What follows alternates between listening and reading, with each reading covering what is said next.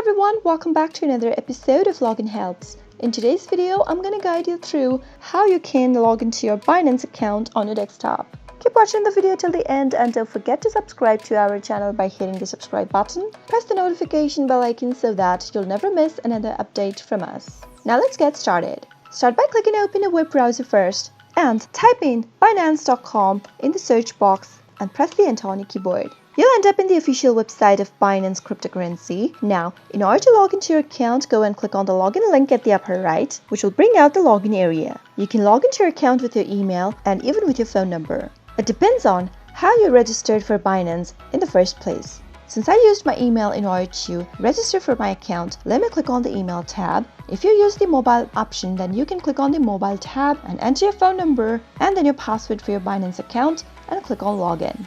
Let me go ahead and enter my email address that is associated with Binance. Type in your email correct in order to log into your account and move on to the next field and type in your password for your account. Make sure to enter the correct password. If you like to double check your password, then click on this eye icon at the right corner, which will help you reveal your password before moving on. In case you've forgotten your password, you can click on the Forgot Password link right below and follow the instructions to reset your password to a new one. After you're done with everything, click on Login, complete the puzzle for verification, and you'll be logged into your Binance cryptocurrency account in no time. That is how it is done. It's pretty quick and easy. I hope you found the video to be helpful. If you did, go ahead and give us a thumbs up. Comment down below in the comment box if you have a question or a feedback for us. I'll soon be back with more tutorial episodes again. Thank you for watching.